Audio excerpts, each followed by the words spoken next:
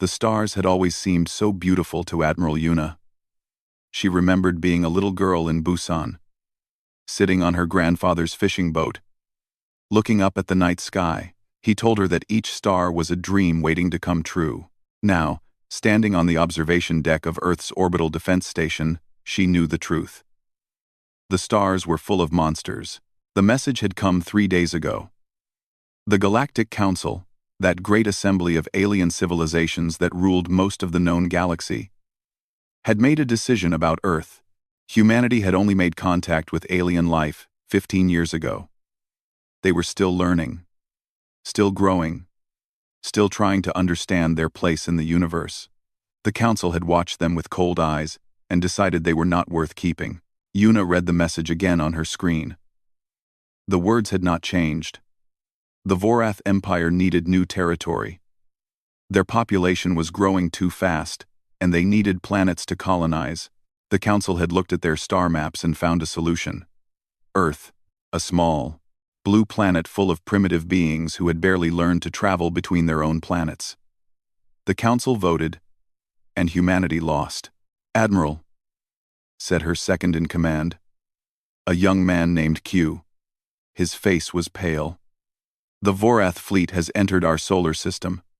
200 warships." Yuna closed her eyes for a moment. Earth's entire defense fleet had 47 ships. Most of them were old cargo vessels fitted with weapons that the aliens had sold them at high prices. The Council had never allowed humanity to buy real military technology. Now she understood why. "Send a message to all Earth governments," she said. "Tell them to begin evacuation procedures. Get as many people underground as possible." "Admiral, should we not try to negotiate?" "Perhaps there is nothing to negotiate, Q." Yuna turned to face him. Her eyes were hard but not unkind. "The Council has already decided. The Vorath are not coming to talk. They are coming to take our home." The battle lasted 4 hours. Yuna commanded from the front, leading her small fleet against the massive Vorath armada. Her ships fought bravely. They destroyed 11 enemy vessels before the end. But it was never going to be enough. Yuna watched from her damaged bridge as Vorath landing ships descended toward Earth. Thousands of them, falling like metal rain toward every major city. Seoul, Tokyo, New York, London, Beijing, all of them would burn. "Admiral, we have lost contact with Seoul Command," reported Lieutenant Su, her communications officer. Her voice was shaking. "The entire city. It is gone." Yuna gripped the railing in front of her. Seoul. Her mother lived in Seoul. Her sister and her 2 nephews. She had promised to visit them next month for the autumn festival. They were going to eat her mother's famous rice cakes and watch the children play in the garden.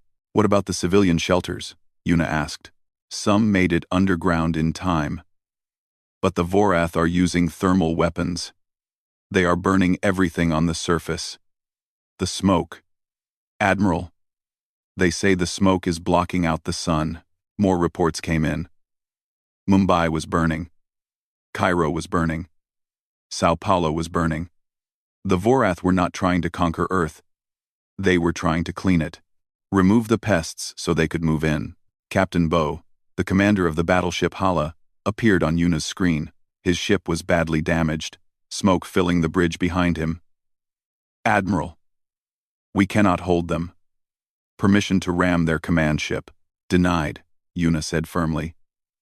"All ships, fall back to the dark side of the moon. We need to survive. We need to remember." "Remember?" Bo looked confused, then angry. "Admiral, our families are down there. My wife, my daughter." "I know." Yuna's voice cracked for just a moment. "I know, Bo. But if we all die here, who will make them pay? Who will tell the galaxy what happened today?" The retreat was painful. 23 ships made it to the shadow of the moon. The rest were destroyed trying to save people who could not be saved. From their hiding spot, the survivors watched Earth burn. For 3 days, the Vorath continued their work. They were very thorough. Cities were reduced to ash. Forests became deserts of black carbon. The oceans boiled in some places where they tested their largest weapons. The beautiful blue planet that Yuna had loved all her life was turning gray and brown and dead. On the fourth day, Q brought her a report. "Admiral, we have intercepted a transmission from the Vorath commander to the Galactic Council." Yuna read it in silence. The Vorath were reporting success. Earth had been cleansed. Approximately 94% of the human population had been eliminated. The remaining 6% were hiding underground like insects, and they would be dealt with in time. The planet would be ready for Vorath colonization within 1 standard year. At the bottom of the message was a response from the Council. "The Galactic Council thanks the Vorath Empire for resolving the human question. May your new territory bring prosperity to your people." Yuna set down the report. Her hands were steady now. The shock had passed. The grief was still there, deep in her chest, but something else was growing alongside it, something cold and patient and very, very angry. "Q," she said quietly. "How many humans survived in the underground shelters?" "Our estimates say between 400 and 500 million, Admiral, scattered across all continents." "And the Vorath? How long before they start hunting the survivors?" "Their message said they will begin ground operations in 6 months. They want to let the surface cool first." 6 months. It was not much time, but it was something. "Contact General Tay in the Asian Mountain Command," Yuna ordered. "Tell him I am coming down with everything we have. Every ship, every weapon, every piece of alien technology we can salvage from this battle." "What are we going to do, Admiral?" Yuna looked out at the stars one more time. They did not look beautiful anymore. They looked like targets.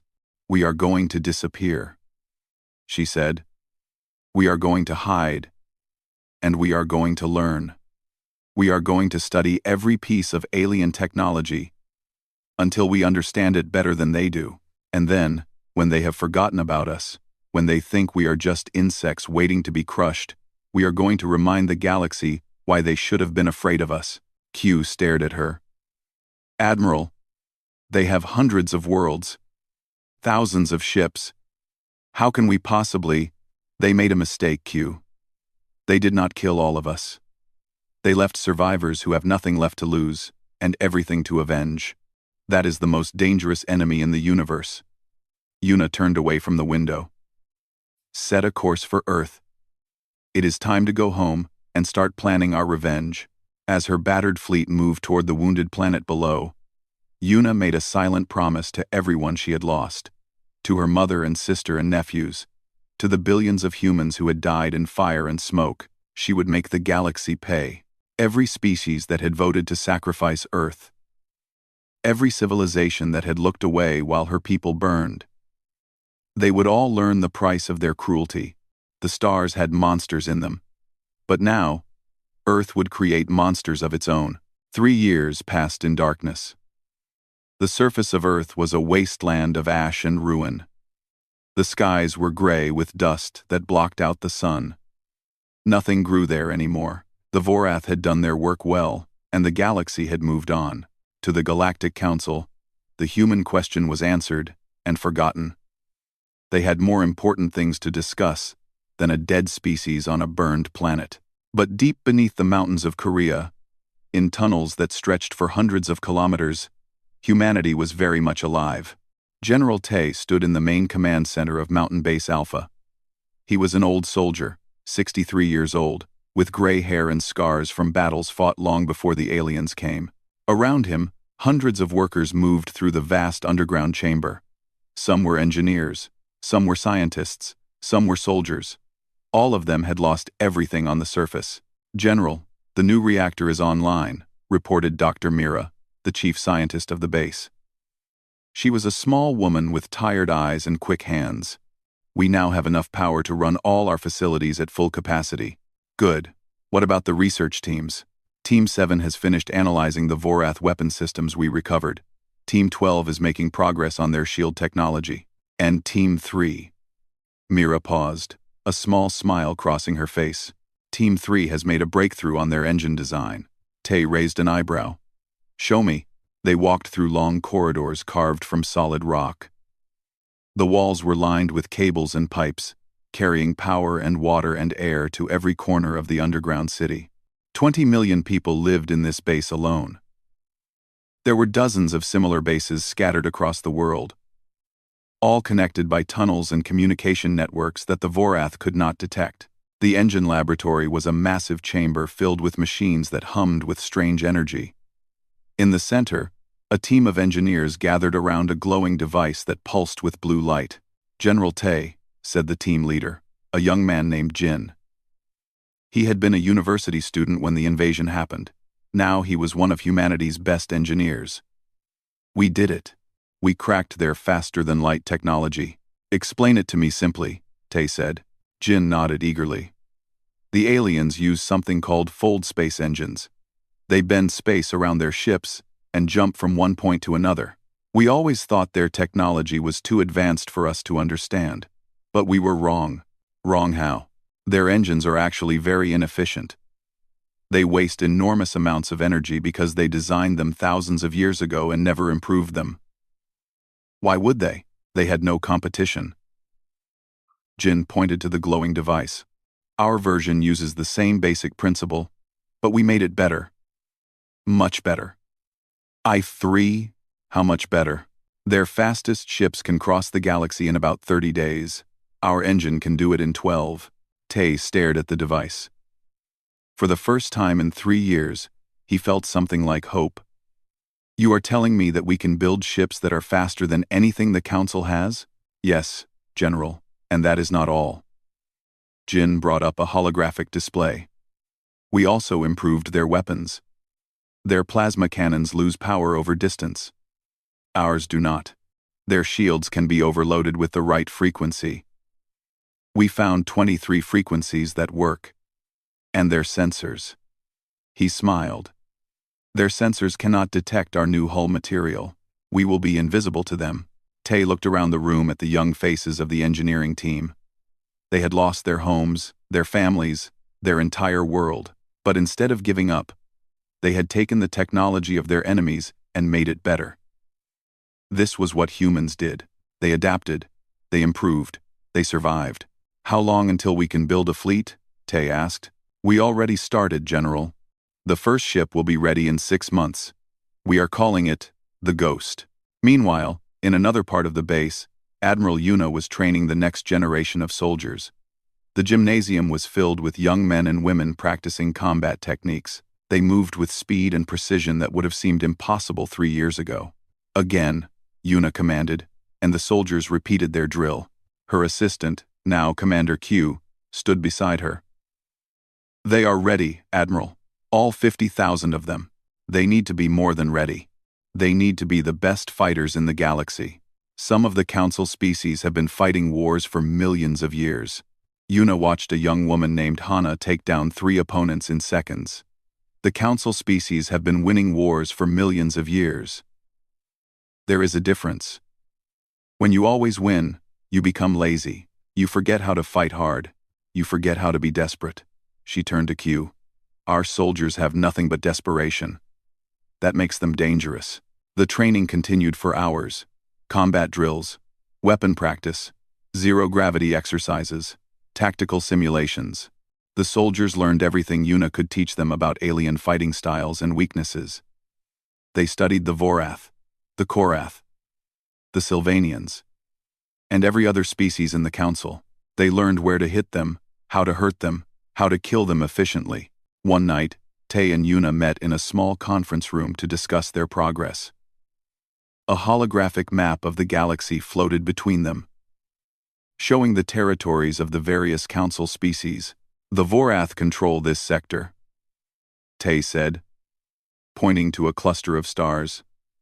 47 colonies, 300 military stations. They think they are safe. "And the Council? Their headquarters is here, in the Centrum system. 12 species, each with their own fleet. Together, they have over 50,000 warships." Yuna studied the map. "And we will have how many? By the end of next year, we will have 500. All of them faster and stronger than anything they have. 500 against 50,000. We are not going to fight their entire fleet at once, Admiral. We are going to hunt them. Strike fast. Disappear. Strike again. We will make them afraid of the dark. A message arrived from the Intelligence Division. Yuna read it and handed it to Tay. The Vorath have started building their colony on Earth's surface. They brought in 2 million settlers. Tay's jaw tightened. They are living on the graves of our people, for now. Yuna's voice was cold. Our agents on the surface report that the colonists are having problems. The soil is still toxic from their own weapons. Their crops are failing. They have to import everything from their homeworlds. Good. Let them struggle. Let them think Earth is cursed. The Council has scheduled a celebration next year.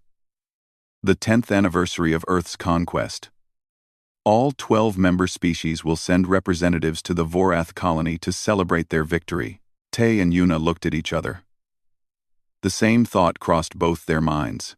That would be a good time to remind them that we exist, Tay said slowly. A very good time, Yuna agreed.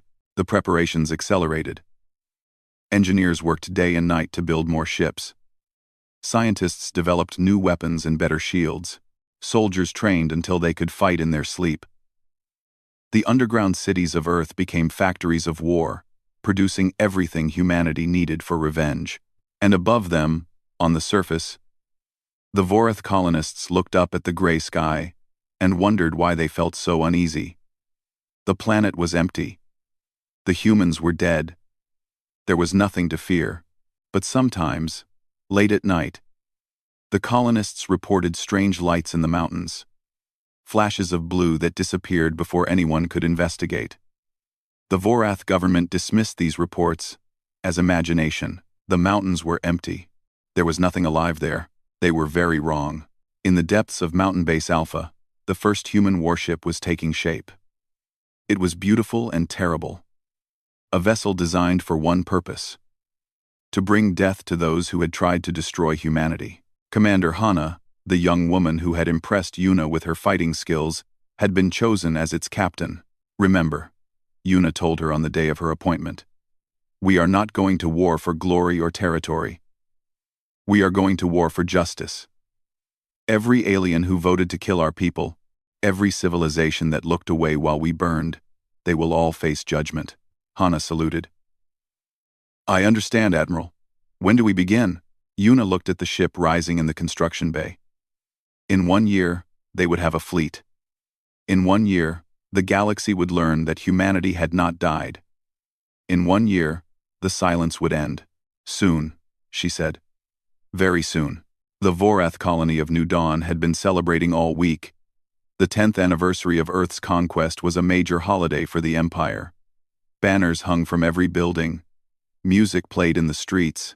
2 million Vorath colonists danced and feasted, proud of what their species had accomplished. Governor Mok stood on the balcony of his mansion, looking out over the city. It was built on the ruins of what the humans had called Soul. The alien buildings rose tall and gleaming, designed in the Vorath style with sharp angles and dark metal. Nothing remained of the primitive structures that had stood here before. A beautiful night, said his wife, joining him on the balcony. Indeed. Tomorrow, the council representatives arrive. We must make sure everything is perfect. The security chief says there is nothing to worry about. The humans are extinct. There is no threat. Mok nodded. But something bothered him. For the past few months, their deep space sensors had been detecting strange signals. Brief flashes of energy that appeared and disappeared too quickly to track. The scientists said it was probably natural phenomena. Mok was not so sure. Perhaps we should increase patrols around the system, he said. Just to be safe. For what? Ghosts? Before Mok could answer, the sky lit up with fire. Commander Hana sat in the captain's chair of the Ghost, Earth's first warship. Around her, 50 crew members worked at their stations with perfect focus. They had trained for this moment for 2 years. Now it was time to show the galaxy what humanity could do. Target the orbital defense platforms first, Hana ordered. All ships, fire on my command. Behind the Ghost, 24 more human vessels dropped out of fold space. They appeared without warning. their advanced engines leaving no trace for enemy sensors to detect. One moment the space around New Dawn was empty. The next moment, death had arrived. Fire, 25 beams of concentrated energy lanced out from the human fleet. The Vorath defense platforms, old and poorly maintained because who would attack this system, exploded in showers of metal and flame. In 30 seconds, the colony's first line of defense was gone. Enemy ships launching from the surface, reported Lieutenant Wan, the tactical officer. 42 vessels. Let them come. Target their engines first. I want prisoners. The Vorath ships rose from the planet in a disorganized swarm. They had not expected an attack. Their captains were panicking, shouting orders that contradicted each other. Some tried to form battle lines. Others tried to flee. None of them succeeded. The human fleet moved like a single creature, each ship knowing exactly where to be and what to do. Their weapons fired with terrible accuracy. Vorath vessels lost engines and drifted helplessly. Those that tried to fight back found their shots passing through empty space where human ships had been moments before. In 10 minutes, the battle was over. 38 Vorath ships were disabled. 4 had been destroyed when they refused to surrender. The human fleet had not lost a single vessel. "Commander," said Wan, "Governor Mach is transmitting from the surface. He is demanding to know who we are." Hana smiled. It was not a kind smile. "Put him on screen." The image of the Vorath governor appeared before her. He was tall and thin, with gray skin and 4 eyes that were currently wide with shock and fear. Behind him, she could see fires burning through the windows of his mansion. "Who are you?" Mach demanded. "What species dares attack a council-protected colony? Look closely." "Governor, do you not recognize us?" Mach stared at her for a long moment. Then his face went pale. "Impossible. You are extinct. We killed you all." "You killed most of us," Hana agreed. "But not all. And now we have returned. The Council will destroy you for this. The entire galaxy will do nothing, Governor. By the time they realize what has happened here, we will be gone. But do not worry. We are not here to kill your colonists. We are not like you. We are here to send a message." "What message?" "Look up. On the surface of New Dawn, 2 million Vorath colonists stopped their celebrations and stared at the sky. The human fleet had arranged itself in a formation above the planet, and now, using lights on their hulls, they were writing words in the darkness, words in the Vorath language that every colonist could read. "We remember. We return. We will have justice." Hana cut the transmission with Governor Mach and turned to her crew. "Release the prisoners from the captured ships, give them food and water and send them home in escape pods. I want them to tell everyone what they saw here." "Yes, Commander." "What about the colony?" "Leave it. We are not here to massacre civilians. We are here to make the Council afraid." Hana looked out at the planet below. Somewhere down there, buried under alien buildings, were the ashes of her grandparents' home. "Set course for Target 2. The Vorath military base in the Kendra system. We have more work to do." The human fleet vanished as quickly as it had appeared. Behind them, they left chaos and terror. Governor Mach immediately sent a message to the Vorath High Command. But by the time anyone responded, the humans had already struck their second target.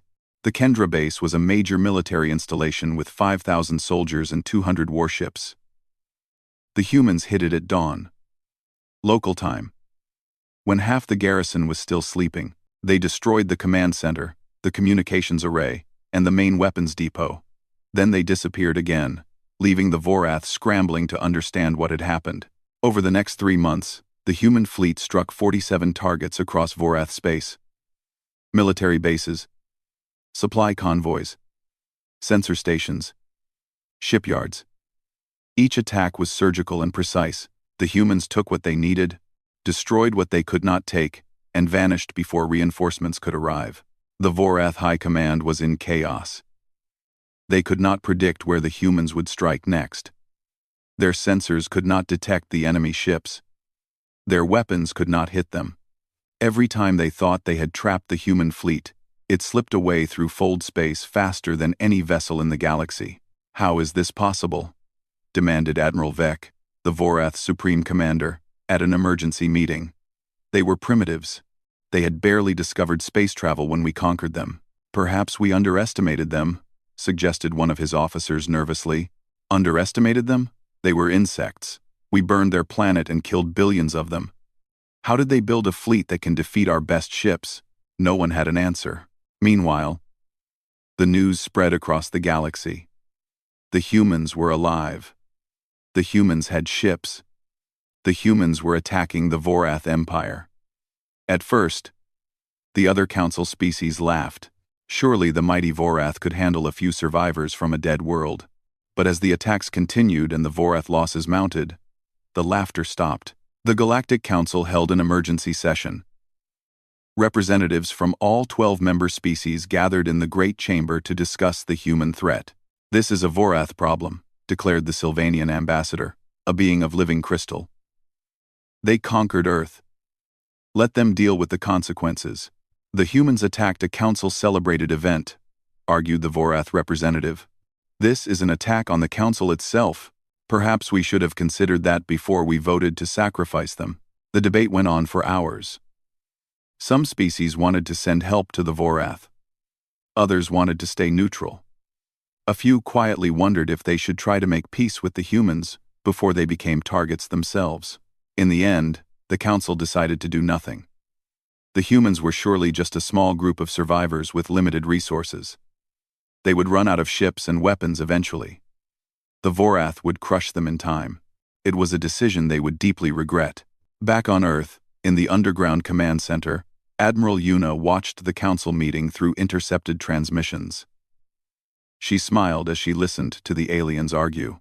"They think we will run out of resources," said General Tay, standing beside her. "Let them think that. Every day they wait is another day we grow stronger." Yuna pointed to the holographic display showing human shipyards across Earth. "We have 300 ships now. By the end of the year, we will have 1,000. The Vorath will not wait forever. They will come for us eventually. I know. But when they do, we will be ready." Yuna watched another human fleet departing for its mission. Phase 1 is complete. We have shown the galaxy we are alive. Now it is time for Phase 2. What is Phase 2?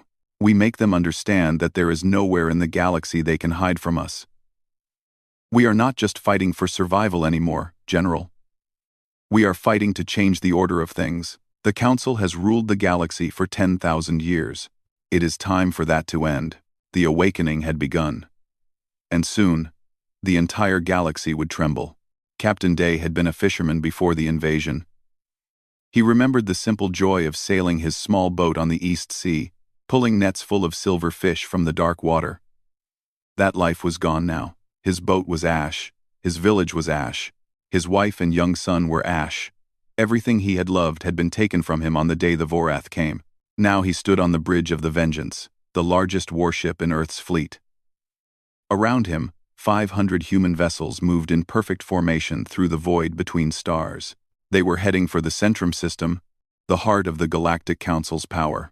"Captain, we are receiving transmissions from the Council homeworld," reported his communications officer, a woman named Nari. "They are asking us to identify ourselves. Let them wonder for a few more minutes."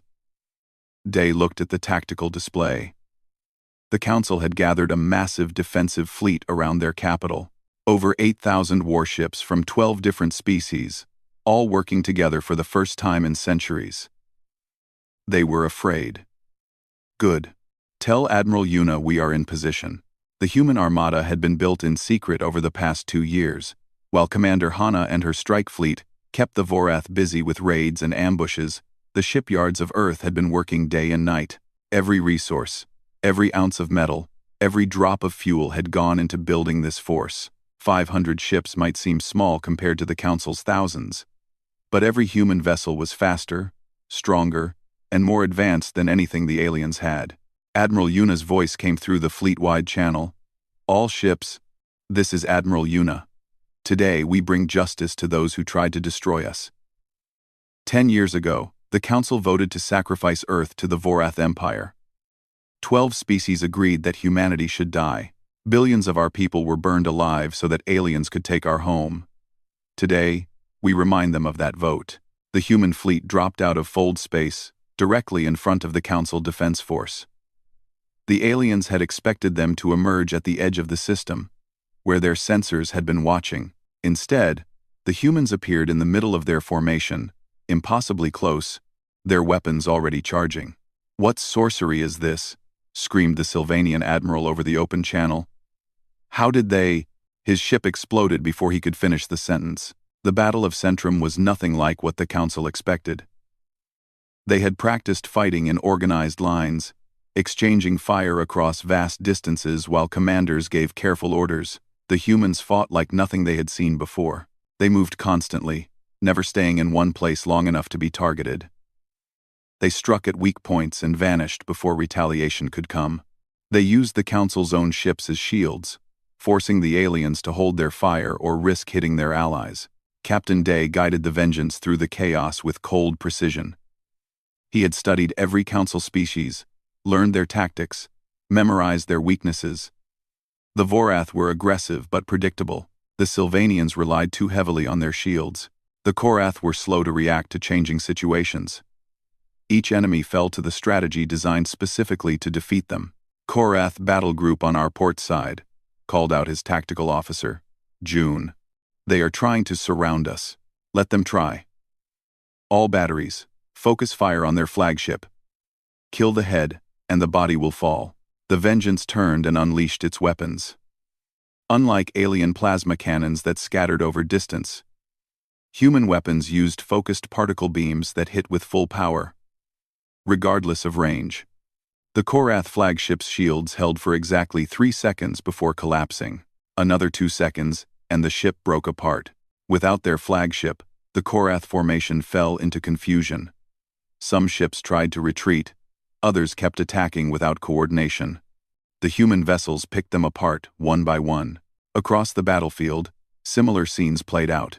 The Great Council fleet, 8,000 ships from the most powerful civilizations in the galaxy, was being systematically dismantled by a force 1/16 its size. "Council command ship is trying to flee," reported Nari. "They are heading for the fold space relay. Signal Commander Hana, tell her to cut them off." Hana's strike fleet appeared from nowhere, blocking the escape route. The Council command ship, a massive golden vessel carrying the representatives of all 12 member species, found itself surrounded. "They are hailing us, Captain," said Nari. "Put it through." The main screen showed the interior of the Council command ship's bridge.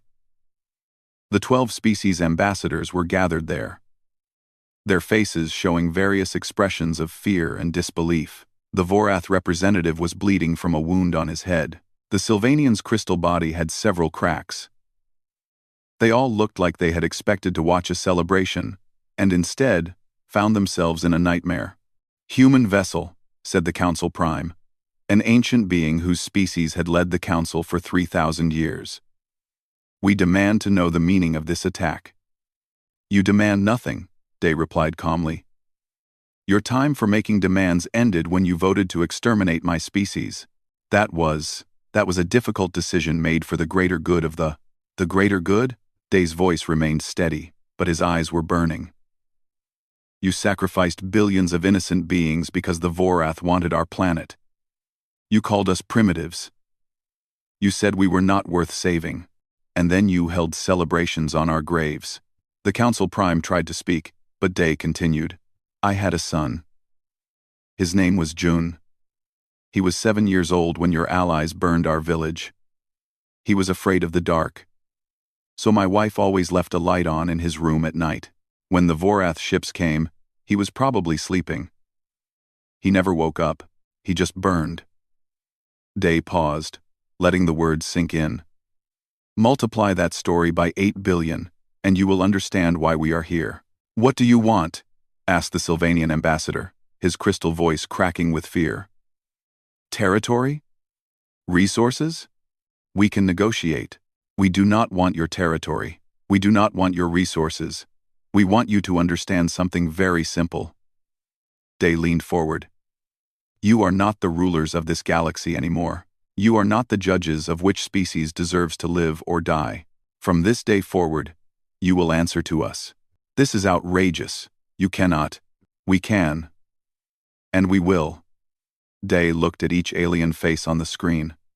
The Council fleet is destroyed. Your homeworld is surrounded. You have exactly one choice.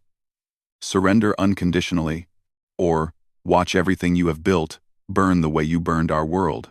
The debate among the Council members was brief and panicked. Some wanted to fight to the death. Others pointed out that there was nothing left to fight with. In the end, survival won over pride.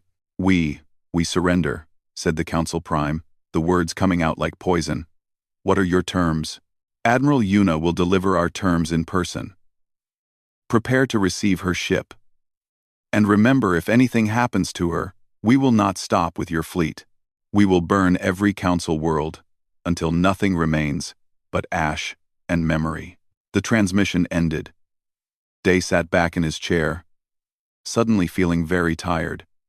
Around him, his crew was cheering. They had won. The great Galactic Council, masters of 10,000 years, had been brought to its knees by a species they had tried to destroy. But Day did not feel like celebrating. He thought about his son, his wife, his village.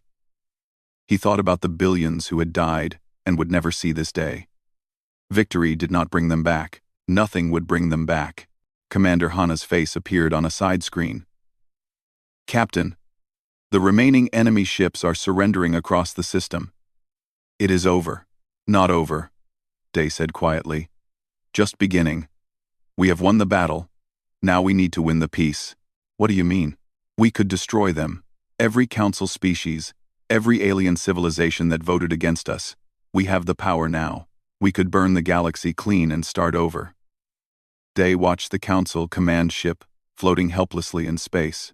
But if we do that, we become what they feared. We become the monsters they always said we were. What is the alternative? We make them better. We force them to build a galaxy where what happened to us can never happen again. Not to any species. Anywhere. Day finally allowed himself a small smile. We show them that humans do not just survive, we do not just conquer. We change things. The human fleet formed up around the Council command ship and began escorting it toward the Centrum homeworld. Below them, billions of aliens watched in terror and awe as the species they had condemned to death arrived as their new masters. The reckoning had come. Now it was time to decide what kind of galaxy would rise from the ashes. The Great Hall of the Galactic Council had stood for 10,000 years. Its walls were made of crystal that sang when light touched them. Its floors were carved from stone taken from the first world ever colonized by intelligent life. For 100 centuries, the most powerful beings in the galaxy had gathered here to decide the fate of civilizations. Now, Admiral Yuna walked through its doors as a conqueror. She wore her simple gray uniform, the same one she had worn when she commanded Earth's last defense fleet. No medals, no decorations. She did not need symbols of power. Her power walked beside her in the form of General Tay, Commander Hana, Captain Day, and 50 human soldiers in black armor. The 12 species of the Council watched her approach with a mixture of fear and hatred. They sat in their ancient seats, arranged in a circle around a raised platform where the accused traditionally stood. Today, that platform was empty. Today, the Council itself was on trial. "You may speak," said the Council Prime, trying to maintain some dignity. "I did not come here to speak," Yuna replied. "I came here to listen." The Council members looked at each other in confusion. "Listen to what?" asked the Vorath representative. "To your explanation. Tell me why you voted to sacrifice Earth to the Vorath Empire. Tell me why 8 billion humans deserve to die. I want to understand." Silence fell over the hall. The Council members shifted uncomfortably in their seats. Finally, the Council Prime spoke. The Vorath needed territory. Their population was growing beyond what their worlds could support. If we did not give them Earth, they threatened to leave the Council and begin a war of conquest. We calculated that sacrificing one primitive species would save trillions of lives across the galaxy. Trillions of alien lives, Yuna said. Human lives did not count in your calculation. You were not members of the Council. You had not earned. Earned? Yuna's voice cut through the air like a blade. What did we have to earn? The right to exist? The right not to be burned alive in our homes? You do not understand the complexities of galactic politics. There were many factors. Let me tell you what I understand. Yuna walked to the center of the hall, where everyone could see her clearly. I understand that you looked at a planet full of living, thinking beings, and decided they were worth less than your convenience. I understand that you watched the Vorath burn our cities and celebrated when it was done. I understand that in 10,000 years of ruling this galaxy, you have never once considered that you might be wrong about anything. She turned slowly, looking at each species in turn. The Vorath burned our world because they were greedy. But you let them do it because you were arrogant. You believed that because you had advanced technology, because you had been in space for millions of years, you were better than us. You were not. You were just older. What do you want from us? Asked the Sylvanian ambassador. You have destroyed our fleet. You control our space. Just tell us your demands. Yuna nodded to General Tay, who activated a holographic display. A document appeared in the air, written in all the languages of the Council species. These are our terms, Yuna said. Read them carefully. The Council members studied the document. As they read, their expressions changed from fear to confusion to something almost like hope. This is not what we expected, admitted the Korath representative. What did you expect? That we would demand tribute? That we would enslave your populations? That we would treat you the way you treated us? Honestly, yes. Yuna allowed herself a small, sad smile. That is the difference between us. You could not imagine mercy because you have never shown any. You could not imagine justice because you only understand power. But we are not here for revenge. We are here to build something better.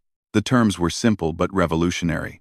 The old council was dissolved. In its place, a new galactic assembly would be formed where every species, no matter how primitive or advanced, would have an equal voice. No species could be sacrificed for the convenience of others. Any attack on a member world would be considered an attack on all, and humanity would serve as the guardians of this new order, their fleet watching over the galaxy to ensure no one repeated the crimes of the past. You are asking us to give up everything, said the Council Prime. Our power, our authority, our way of life for 10,000 years. Yes. And if we refuse? Yuna looked at him with eyes that had seen too much death. Then we will leave. We will take our fleet and return to Earth and rebuild our world.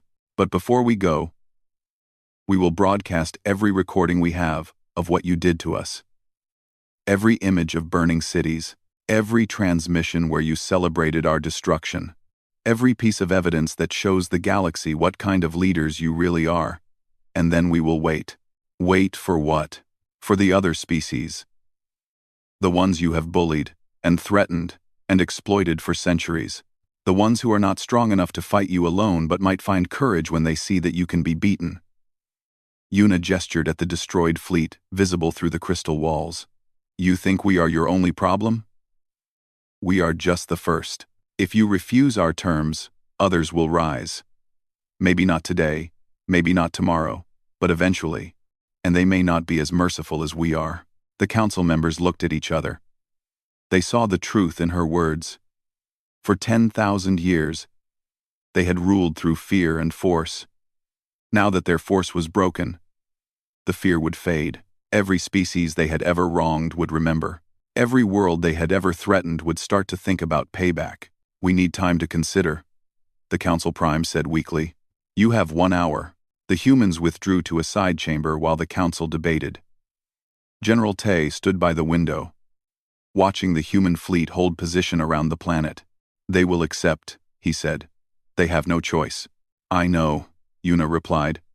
But I want them to choose it freely. I want them to understand why this is happening and agree that it is just. And if they do not think it is just, then they will learn. It may take years or decades. But eventually they will see that a galaxy built on equality is stronger than one built on domination. Yuna sat down, suddenly feeling all of her years. We could have destroyed them. Sometimes I wonder if we should have, but we did not. No, because that would have made us like them. And I did not watch my people die just to become another monster among the stars. Commander Hana entered the chamber. Admiral, the council has reached a decision. They returned to the Great Hall. The council prime stood to address them, his ancient face showing a mixture of defeat and something that might have been relief. The Galactic Council accepts humanity's terms.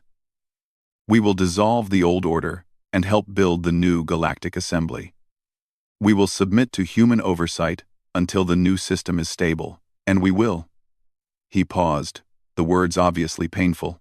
We will officially apologize for the crimes committed against Earth and its people. Your apology means nothing to the dead, Yuna said. But it is a start. What happens now? Now we begin the hard work. Building a government that represents all species equally will take years. Healing the wounds of the past will take longer. Some of your people will resist. Some will try to bring back the old ways. When they do, we will stop them. And after that, when the new order is established, will humanity step back? Yuna considered the question carefully. We will always be watching. We will always be ready. But we did not suffer and sacrifice just to become the new tyrants. When the galaxy learns to govern itself fairly, we will take our place as equals among you. Nothing more, nothing less. The signing ceremony took place at sunset. Representatives of all 12 former council species put their marks on the document that ended 10,000 years of their rule. Human officers stood as witnesses. The crystal walls of the Great Hall sang as the last rays of light passed through them. When it was done, Admiral Yuna walked out onto the balcony, overlooking the capital city. Billions of aliens looked up at her, the human who had brought their masters to their knees. Some looked at her with fear, some with hatred. A few, surprisingly, looked at her with something like hope. General Tay joined her. We did it. Earth has been avenged. Vengeance was never the goal, old friend. Justice was. And justice is not finished when the enemy falls. Justice is finished when something better grows in the ruins. Do you think they will ever truly accept us? Yuna thought about that. She thought about the long years ahead, the challenges and conflicts and setbacks that would surely come. She thought about the galaxy they were trying to build, where no species would ever face what Earth had faced. Maybe not in our lifetime, she said. But someday. And that is enough. We did not fight for ourselves. We fought for everyone who comes after us, human and alien alike. She looked up at the stars that had once seemed so full of monsters. The galaxy will remember what happened to Earth. They will remember what we did here today. And maybe, just maybe, they will learn. Behind her, the human fleet maintained its silent watch over the new order being born. And across the galaxy, on 100 worlds, species that had been oppressed and ignored for centuries heard the news and began to hope. Humanity had returned from the ashes, not as conquerors, but as guardians. Not as monsters, but as the conscience of a galaxy that had forgotten what justice meant. The stars had never looked so bright.